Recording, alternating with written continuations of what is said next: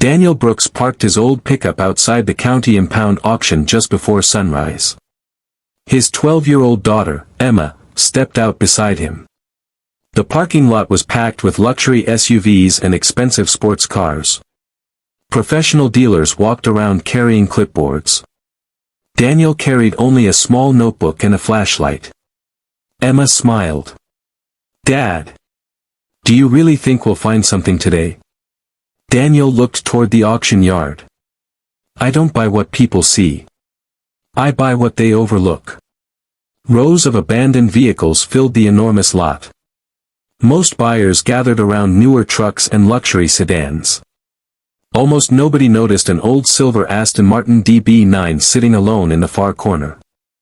Its tires were flat. Dust covered every window. A faded sign hung from the windshield. "NON running, sold as is." One dealer laughed. "That engine is completely dead." Another shook his head. "Parts alone would cost more than the car." Daniel slowly walked around it. He checked the body panels, the suspension, the VIN plate. Then he opened the driver's door. The interior was dusty, but strangely untouched. He smiled. Emma noticed. "You found something." "Maybe." Daniel reached beneath the dashboard with his flashlight. Someone had recently removed a small interior panel, then carefully put it back. It looked almost invisible. Daniel quietly closed the door. "Interesting. Very interesting." Just then, a black Rolls-Royce arrived. Out stepped Victoria Hayes, CEO of Hayes Prestige Motors. She immediately noticed Daniel standing beside the Aston Martin. She smiled. "You again?" Daniel nodded politely. "Good morning." Victoria laughed. "Don't tell me you're actually interested in that car. My dealership inspected it months ago. The engine is completely destroyed." Several dealers nearby laughed with her. One man added, "That Aston is worth more as scrap." Daniel simply smiled. The auction began. Luxury cars quickly sold for tens of thousands of dollars. Finally, the auctioneer pointed toward the dusty Aston Martin. "Lot number 27. Non-running Aston Martin DB9. Opening bid. $200. Silence. Nobody raised a paddle. The auctioneer looked around once more. "Any bids?" Daniel calmly lifted his number. $200. Sold. The crowd burst into laughter. Victoria folded her arms. "Congratulations. You just bought the most expensive mistake of your life." Daniel signed the paperwork without saying a word. As the tow truck loaded the Aston Martin onto his trailer, he quietly looked at the hidden dashboard panel one more time. He had a feeling. The real value of this Aston Martin had absolutely nothing to do with its engine. Daniel's small tow truck slowly pulled the Aston Martin into his garage. The faded silver sports car looked even worse under the bright shop lights. Emma walked around it. "So, where do we start?" Daniel smiled. "Not with the engine." He grabbed a screwdriver and carefully removed the dashboard panel he had noticed at the auction. Behind it, there wasn't money. There weren't diamonds. There was a small waterproof pouch taped deep inside the dashboard. Emma's eyes widened. "Dad! Someone hid that on purpose." Daniel carefully opened it. Inside were 3 items. An old leather key case, a sealed envelope, and a tiny encrypted USB drive. The envelope had only 4 handwritten words. "For the rightful owner." Daniel frowned. "This doesn't belong here by accident." Instead of opening the envelope immediately, Daniel checked the car's history. He entered the VIN into several public databases. Most of the records were ordinary. Imported. Registered. Then, nothing. The Aston Martin had disappeared from official records almost 14 years earlier. Emma looked at the screen. That's strange. Daniel nodded. Cars don't simply disappear. People make them disappear. Later that afternoon, Victoria Hayes arrived at the garage with two sales managers. She couldn't resist seeing Daniel's latest mistake. She smiled as she looked at the dusty Aston Martin. Has it started yet? Daniel calmly replied. I haven't even tried. Victoria laughed. So you bought a car that doesn't run? And you aren't fixing it? Daniel smiled. I'm trying to understand it first. One of Victoria's managers laughed. Understanding won't make that engine run. Hello friends, welcome to my channel. Enjoy the video. Daniel simply continued working. As Victoria walked away, she quietly said, 14 days. That's how long before you'll realize you wasted your money. That evening, Daniel finally opened the envelope. Inside was a handwritten letter. It read, If you found this, it means the Aston survived. The engine was never the valuable part of this car.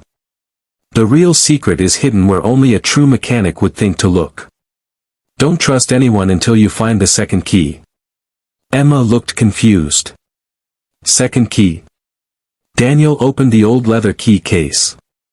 There was only one Aston Martin key inside. But underneath it, a tiny metal tag was attached. It had only one engraving. Locker 117. No address. No company name. Nothing else. Daniel smiled. I think our 14 days just became a lot more interesting. At that exact moment, someone parked across the street from the garage. A man wearing sunglasses quietly photographed the Aston Martin. Then he picked up his phone. I found the car. It's still here.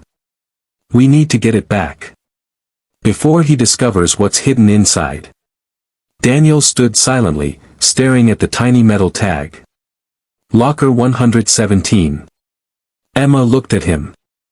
Dad, where do you think it is? Daniel turned the tag over. Nothing. No company logo. No address.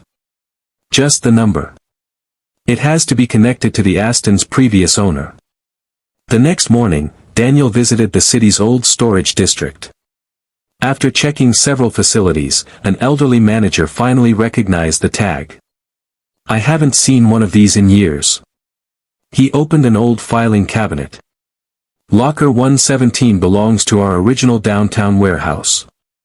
Daniel smiled. So it still exists. The manager nodded. Nobody has claimed it for almost 14 years. You'll need proof before I can open it. Daniel showed him the Aston Martin's registration papers and the letter found inside the dashboard. The manager studied everything carefully. Finally, he handed Daniel a brass key. I believe you're the rightful owner now. Daniel and Emma walked through a long hallway lined with dusty storage lockers. Finally, they stopped in front of locker 117. Daniel inserted the key. The old lock clicked open. Inside sat only one large aluminum case. No cash.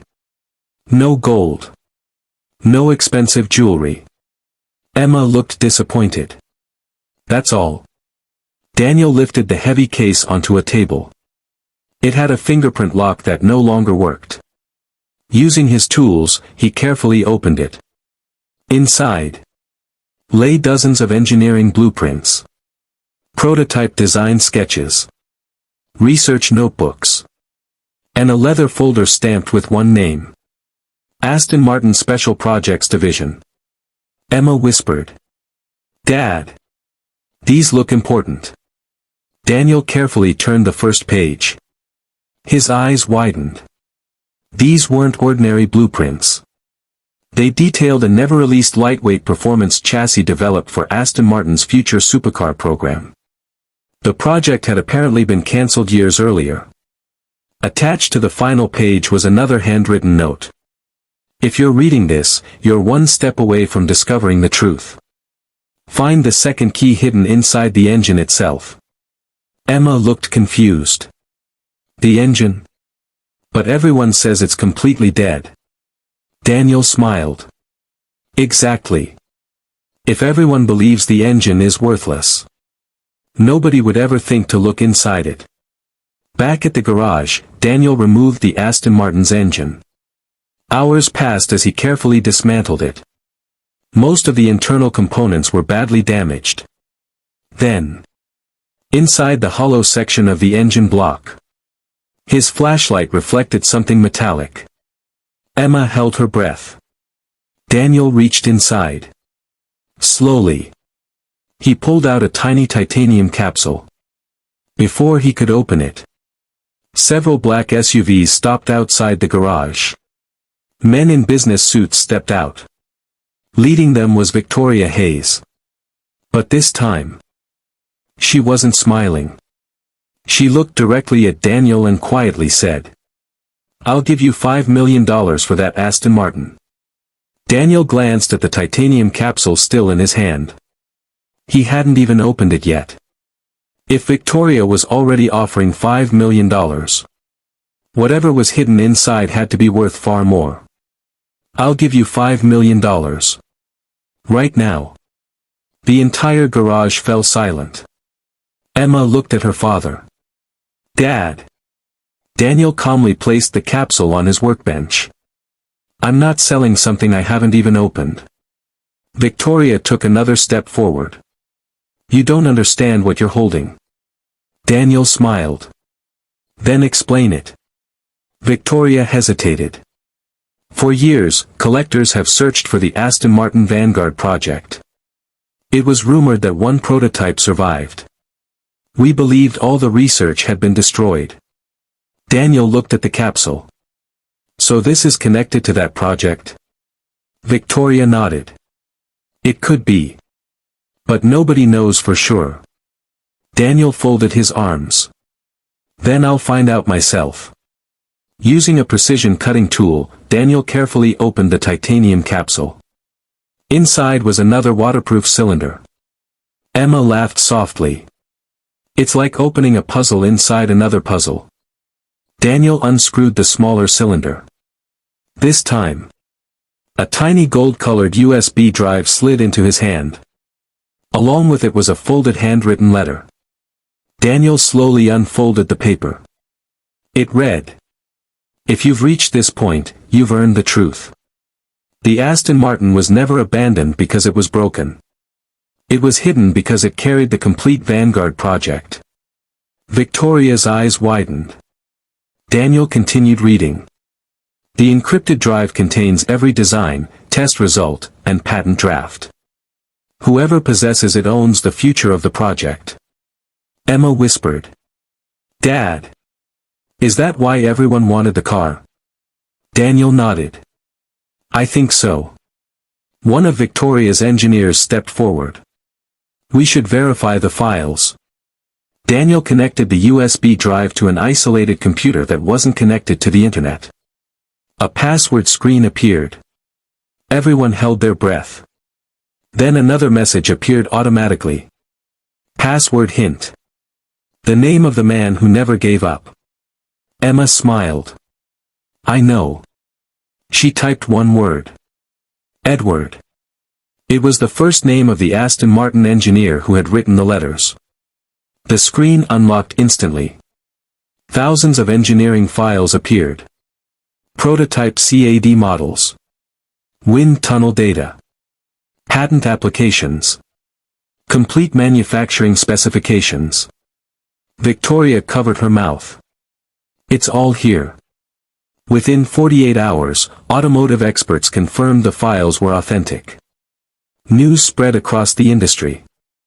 Manufacturers from Europe, America, Japan, and the Middle East contacted Daniel. Offers arrived every hour. $3 million. $5 million. $7 million. 8 million. Daniel rejected every offer. I'm waiting. Emma asked. For what? Daniel smiled. For the people who understand what this is really worth. Exactly 14 days after buying the dead Aston Martin for $200. An invitation arrived from an international automotive auction house. Their opening estimate stunned everyone. Estimated value, $10 million. Victoria stared at the letter in disbelief.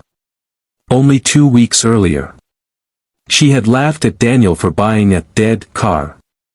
Now the same car was about to become one of the most valuable auction sales in automotive history. Exactly 14 days after purchasing the dead Aston Martin for $200, Daniel arrived at the International Heritage Auto Auction. Collectors from around the world filled the grand hall. Luxury car manufacturers, private museums, investment firms. Everyone had heard the same rumor. The lost Vanguard project had been found. Emma looked around in amazement. Dad! There are people here from everywhere. Daniel smiled. They're not here for the car. They're here for what it represents. Backstage, the auction director approached Daniel. Mr. Brooks. We've authenticated every document. The engineering files are genuine. He paused before adding. This could become one of the most valuable automotive discoveries of the decade. Daniel nodded quietly. I just wanted to end up with the right people. Meanwhile, Victoria Hayes walked over. This time, there was no arrogance in her voice. She extended her hand. I owe you an apology. I judged the car because it wouldn't start. I judged you because of your old pickup. Daniel shook her hand. We all miss opportunities when we focus only on appearances. Victoria smiled. I've learned that lesson the hard way. The auction finally began. The silver Aston Martin rolled onto the illuminated stage. The auctioneer raised his gavel. Ladies and gentlemen, we begin at $3 million. A paddle went up immediately. 3 million. Another followed. 4 million. The bidding accelerated. 5 million. 6 million. 7 million. The audience remained silent except for the auctioneer's voice. Two international manufacturers continued battling for the car. 8 million. 8.5. 9 million. Emma squeezed her father's hand. I can't believe this. Daniel smiled calmly. It's never been about the money. Only two bidders remained. A European performance manufacturer. And an international engineering foundation dedicated to preserving historic innovations. The foundation's director stood. 9,500,000.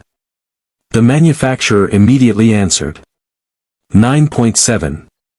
The foundation paused. Then the director slowly raised his paddle one final time. $10 million. The room fell completely silent. The auctioneer looked around. Any higher bids? No one moved. He lifted the gavel. Going once. Going twice. Sold. The Aston Martin officially sold for $10 million. The audience erupted into applause. Reporters rushed toward Daniel. One journalist asked. Mr. Brooks. How does it feel to turn a $200 car into a $10 million sale? Daniel smiled. I didn't. I simply recognized the value that everyone else ignored. As cameras flashed across the room, Daniel quietly announced something that surprised everyone. I'm donating part of the proceeds to create a scholarship program for young mechanics and automotive engineers. The entire audience stood and applauded. Victoria smiled. I laughed when you bought that car. Today, I'm applauding the man who saw what none of us could. The crowd cheered again. But Daniel had one final announcement to make. One that would change the lives of hundreds of young people forever. The applause inside the auction hall continued for several minutes. Daniel stood quietly beside Emma as reporters surrounded them. One journalist asked, "Mr. Brooks, now that you've sold the Aston Martin for $10 million, what's the first thing you'll buy?" Daniel smiled. "Time." The reporter looked confused. "Time?" Daniel nodded. "Time to help people who never get opportunities." The answer quickly spread across social media. Millions watched the interview. People weren't talking about the money. They were talking about the man who refused to let success change him. 3 months later, construction began on a new training center. Its name was displayed on a large blue sign. The Brooks Automotive Innovation Academy. Young men and women from low-income families received free training in vehicle diagnostics, engine rebuilding, welding, and automotive technology. Every student received tools, safety equipment, and scholarships funded by the proceeds from the Aston Martin sale.